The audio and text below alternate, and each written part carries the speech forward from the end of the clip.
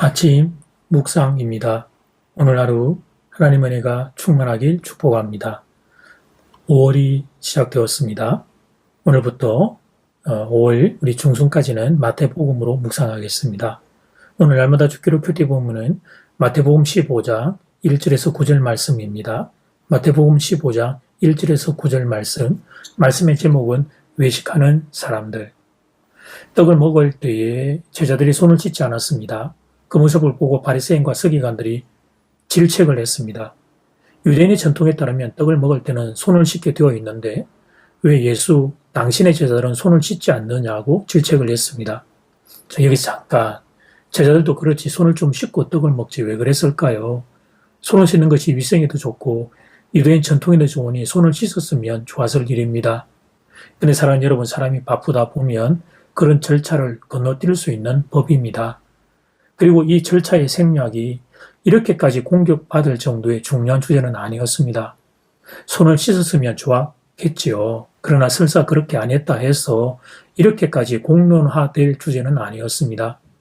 그런데 바리새인과 서기관들은 이 작은 절차의 문제를 가지고 예수님을 공격하고 나섰습니다. 예수님은 그들의 의도를 간파하셨습니다. 침소봉대, 작은 문제를 가지고 크게 만들어 소란을 일으키고자 하는 바리새인, 서기관의 의도를 눈치채셨습니다. 그래서 예수님께서 반대로 그들의 그 허구, 그들의 그 거짓을 다루십니다. 장로의 전통을 그렇게 주장하는 당신들은 그렇다면 왜 고르반의 죄악을 저지르고 있느냐고 질문하십니다. 사랑하는 여러분, 구약 성경은 부모 공경을 분명히 명령하고 있습니다. 심지어 자기 아버지나 어머니를 저주하는 자는 반드시 죽일지니라는 말씀까지 있습니다. 그런데 유대인들은 여기에 고르반이라고 하는 어떤 전통을 추가시킨 것입니다.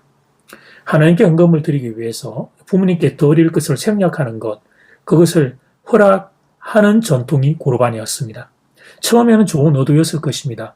가진 것이 많지 않을 때 부모님께 드리면 하나님께 드릴 것이 없어서 고민 끝에 고르반이라는 전통을 만들었던 것입니다. 고르반 그러면서 하나님께 드리고 가진 게 없어 부모님께 드리지 못할 경우에 그걸 인정하고 허용해 주었던 것입니다.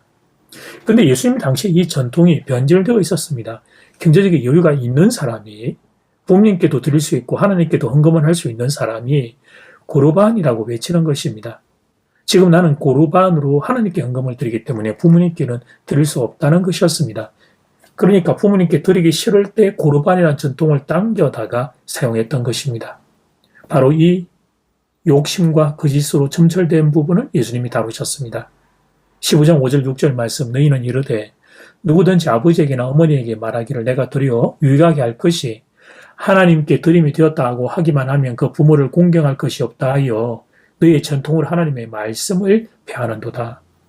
고르반이라고 하는 이 전통을 고집하면서 하나님의 말씀, 부모 공경을 폐하는 사람들, 그들이 당시 유대인들이었습니다. 이를 향한 예수님의 선언은 한 단어로 외식이었습니다. 외식. 7절 상반절에 외식이라는 단어가 기록되어 있습니다. 외식하는 자들아. 사랑하는 여러분, 외식은 무엇입니까? 말은 청산유수입니다. 내 마음은 콩밭에 가 있는 것입니다. 그동안의 종교생활을 통해 외적인 모습은 종교인처럼 보입니다. 그런데 마음은 예수님과 관계가 없는 것입니다. 외식은 누구나 빠지기 쉬운 함정입니다. 오래 믿은 사람일수록 외식에 빠질 확률이 높습니다. 세월이 오를수록 나이가 들수록 교회 생활이 오래될수록 자신도 알지 못하는 사이에 외식의 함정에 빠져들게 됩니다. 그렇다면 지금 내가 외식에 빠졌는가 아닌가를 점검할 수 있는 지표는 무엇일까요? 두 가지 자기 점검 지표가 있습니다. 첫 번째, 기쁨이 없습니다. 신앙생활 하는데 기쁨이 없습니다. 신앙의 감격이 사라진 것입니다. 종교생활을 하고 있기는 한데 영적인 기쁨과 감격이 없는 것입니다. 그러면 비상종을 땡땡땡땡 울려야 합니다. 내가 외식에 빠져 있음을 눈치채고 정신을 차려야 합니다. 두 번째는 섭섭함을 자꾸 느끼게 되는 것입니다. 누가 알아주지 않아서 섭섭합니다. 다른 사람과 비교하면서 섭섭합니다. 내가 내 안에 너무 많이 살아서 꿈틀거리기 때문에 일어나는 일입니다.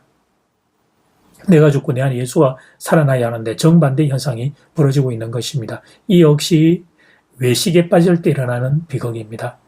사랑하는 여러분, 여러분은 외식의 함정에 빠지지 않기를 바랍니다. 신앙생활이 더하면 더할수록 기쁨과 감격이 있기를 바랍니다. 그리고 섭섭함의 병에 걸리지 않기를 바랍니다. 감사하며 사는 인생 되기를 바랍니다. 나는 죽고 내 안에 예수가 살아남으로 오늘도 감사하며 사는 인생 되기를 주 이름으로 축복합니다. 이제 기도 시간입니다.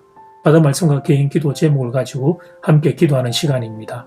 이 시간 다 함께 마음을 모아 주님 앞으로 나아가겠습니다.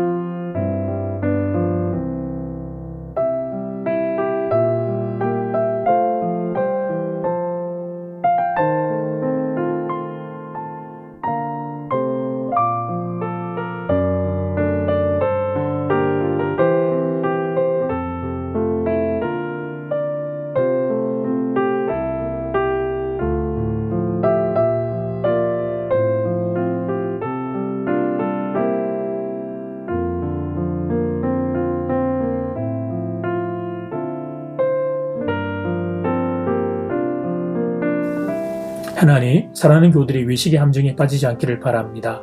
신앙생활이 더하면 달수록 기쁨과 감격이 있기를 원합니다. 그리고 섭섭함의 병에 걸리지 않기를 바랍니다.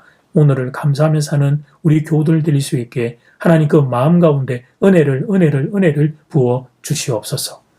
그리고 기도합니다. 이 나라의 민족을 주님 불쌍히 여기시고 살려 주시옵소서. 예수님 이름으로 기도드립니다. 아멘. 이제는 각자 개인적으로 기도하시면 되겠습니다. 행복한 하루 되십시오.